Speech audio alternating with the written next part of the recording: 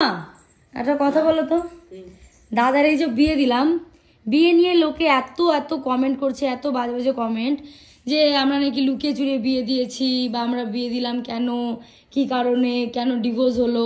তা তুমি কি বলবো এই বিষয় নিয়ে? তা কি বলবো, কি লোকজনে এত খারাপ খারাপ কমেন্ট বলছে, লোকজন তো জানে না আমরা তো ডিভোর্স দিইনি। ডিভোর্স তো সে নিজেই দিয়ে চলে গেছে। আমি কি ছেলেকে বিয়ে দেবো না? আমার তো একটাই ছেলে, আমরা তো দেখে শুনেই বিয়ে দিয়েছি। সবাই বলছে আমরা নাকি লুকিয়ে লুকিয়ে বিয়ে দিয়েছি। না, আমরা লুকিয়ে বিয়ে দিইনি। 400-500 লোক নিয়ে, 1000 লোক নিয়ে আমরা সেখানে অনুষ্ঠান করে বিয়ে দিয়ে নিয়ে এসেছি। আর যাকে ছিল আমাদের ঘরে, সে নিজের থেকেই ডিভোর্স দিয়ে চলে গেছে, আমরা তাকে ছাড়ি নাই। আজ থেকে 2 বছর আগে আমার ছেলের ডিভোর্স হয়ে গেছে, তাকে আমার ছেলেকে বিয়ে দেবো না? তোমাদের ঘরের ছেলেরা হলে কি করতে? তোমরা বিয়ে দিতে না? সারা জন্ম কি তাকে আইবুড়ো রেখে দিতে নাকি? আর 2 বছর আগে ডিভোর্স হয়ে গেছে, 3-4 মাস ধরে তাকে বুঝিয়ে একটা মেয়ে দেখে আমি বিয়ে দিলাম। তারপরে তোমরা যেভাবে কমেন্ট করছো, তা তোমরা কি চাও না আমার ছেলে সংসার করুক? তোমাদের কমেন্ট দেখে আমাদের সংসারে হচ্ছে অশান্তি।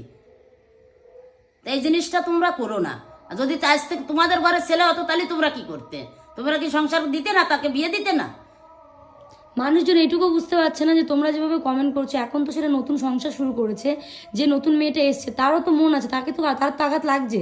আর যে চলে গেছে তাকে তো আমরা ছাড়িনি, সে নিজের স্বেচ্ছায় চলে গেছে।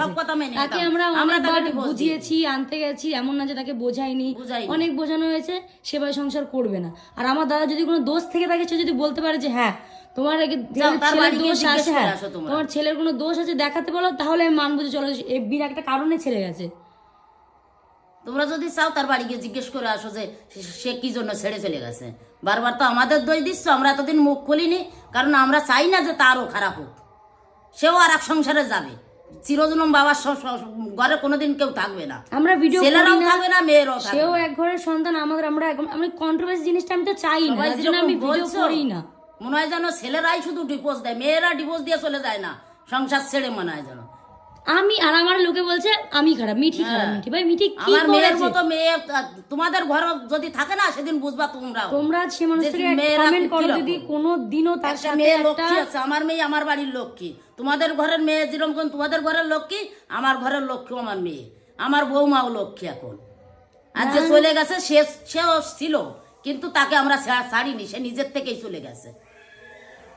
মানুষ মানে যা ইচ্ছা পারছে কমেন্টে দিচ্ছে, আবার দেখবো আবার হবে। আরে ভাই, ভগবান আছে, তোমরা যেরকম বলছো না ভগবান আছে, উপরে একজন আছে। তোমরা যা করছো তোমাদেরটাও দেখছে মানুষ, বুঝলে?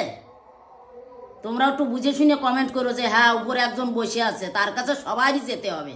কেউ এই চিরস্থায়ী এইভাবে থাকার জন্য আসো নাই।